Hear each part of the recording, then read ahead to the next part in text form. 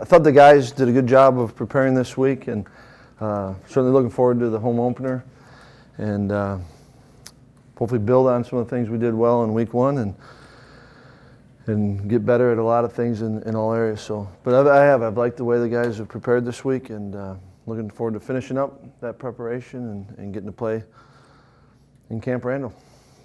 Well, a couple guys who didn't get a lot of headlines from the game. Neville got some work at tight end, and Ramish at fullback. What do you see from Neville as a blocker? I know he had the holding penalty. Yep. But what do you see from him and Ramish's versatility? Well, I thought that Xander's done a nice job of flipping over, and he's a smart kid, and I think actually feels pretty confident with what he's doing and how to do it, which that doesn't just happen, and I think he can give us a physical toughness, and is only going to get better with the reps and practice in the game. And Ram probably had 30-some snaps, and the one we were backed up was like a 1st and 20, and did a nice job of catching the ball, run after the catch, and both he and Alec Ingold, we think, if we're going to be good, those two have to play well for us. But I thought Ram did some really good things. If you play a spread team that has skilled people that are pretty good, is that the hardest offense to defend if they have skilled people? I'd say that any offense with skilled guys, any good offense is hard to defend.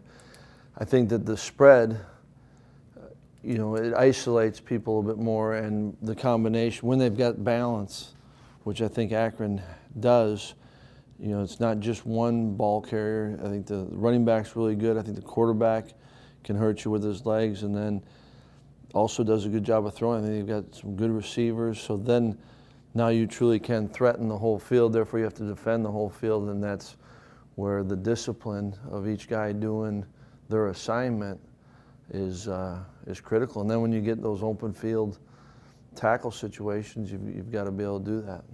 So it's a valuable week from that standpoint. It's been I think, we knew going into this week there's some things that we had, some inherent challenges. It's the first week of classes. It's the first week where we've got, preparation Monday through Friday and get to play Saturday. So that was the first time, and then it's different than what our kids saw in camp and week one. Well, I think in season openers, coaches tend to worry about special teams, screw-ups, because it's the first game, and also you mentioned tackling. You don't do a lot of live tackling as much as you used to. Were you impressed that you guys didn't have any special teams issues? And also, how did they tackle?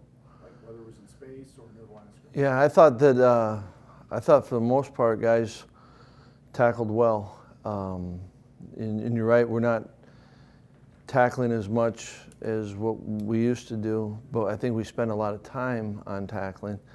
And in the special teams, I think that PJ really bailed us out.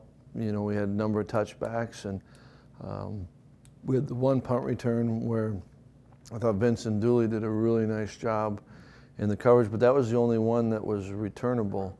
So there weren't those return out. They had the one returner they took out from they were like 7-8 yards deep on that one. We were able to get it inside the 20, but we really didn't get tested. Our punt. There's a lot of punt safe situations where we didn't get tested like we're gonna, and I believe we will be this Saturday even.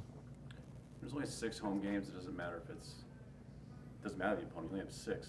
Talk to them about appreciating the moment and what it means to play here and take advantage of each opportunity. It doesn't matter who you're playing. I mean, it matters who you're playing, but not that every week is big. And then when you get to do it at home, we've been fortunate and probably spoiled. These kids, Camp Randall's a great atmosphere, and our fans are big time. And on the schedule there's 6 of them. But even for players, we saw that with Chryst. He got 2 plays and his season's over. You want kids to enjoy the moment, and I think a lot of them.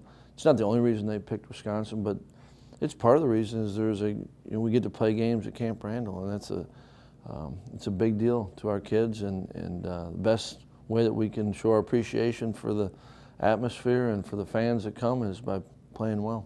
Well, kids, when you recruit kids, they choose schools or programs for a myriad of reasons, but this might seem like an obvious question. When you win a game like that, is that something you can pull out on the recruiting trail, kind of like a little card, or if it comes up in conversation, people ask you how you do against big game opponents like that? I mean, I think that all of what you do affects recruiting. All you do on the field affects recruiting, and I think that, you know, the reason that we're in those, I think the last 3 years, I don't know this for a fact, but I bet you a big part of why Wisconsin was in those is what the program, you know, those have come before us, and teams, players, you know, there's a lot there, and I think that, you know, kids are attracted to tradition. You know, kids are attracted to getting to play in a stadium such as Camp Randall. And I think when you start stacking all that, it matters. Just one moment, one day on its own, I don't know. How about to continue that with, was it 30 guys on rosters on the NFL? 30 NFL guys. Is that part of that discussion too, that narrative of pride and associating Wisconsin with success? Yeah, I mean, I'm fortunate that I think every one of those kids, young men, I've been around. You know, either coached them or was recruiting them, and you're happy for those each individuals. And I don't know if you're asking about the recruiting part of it or just, I'm fired up for each one of those guys. I mean, you know, we've had the whole gamut from, you know, Joe, 4th overall pick, to, you know, Alex, a walk-on, free agent, but he's on the active roster, and it's really cool. On the subject of walk-ons, when you ask a kid to walk on here, I mean, that's got to be a sacrifice for a kid if you have different options. Do you try to sell him that, look at the names who have walked on here and either gotten scholarships and played, or you've gone further like a Schobert, a walk-on who's now in the NFL, or Alex Erickson? I think you want to paint the whole picture, and we can't, you know, walk-on opportunities are limited, and so we realize there's a financial sacrifice, but at the same time we feel good about going through and giving them an opportunity, and so I think it works both ways that way, and I think the kids know that when they come here that they will get an opportunity. They'll be coached and they'll opportunity to develop, and that's really all you want your program to be, is that kids that come, you can help develop them. You don't develop them on your own. They have to want it, but together you develop them into being the best player they can be, and none of us know what is in store for them down the road, and I think they do look at that and say, you know, I can be that, and I think, you know, I was part of, you know, Alex and Joe, that's kind of the last group, and I remember Jimmy was back, and Jimmy talked, and then, you know, everyone might say, I bet you a lot of those, so, you know, if Jimmy can do it, you know, maybe I can do that too. And so I think any time that you've seen someone ahead of you kind of pave the way, I felt that with, you know, we had a really good offensive line, but that's when Gabe was young, Billy was young, Moff was young, but you know, who's sitting in that room was Joe Thomas, you know, and Craig Urbick, who's still playing. And so you see how a guy goes like that. I mean, Gabe ends up winning the Outland, and he watched an Outland Trophy winner day in and day out, and how he works and prepares, and that's the gift that upperclassmen can give to younger kids, and the younger kids got to be smart enough to see it and learn from it.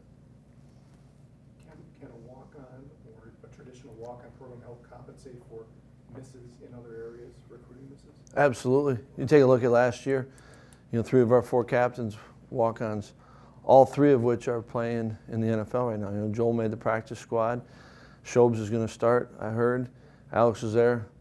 They made up, and then some.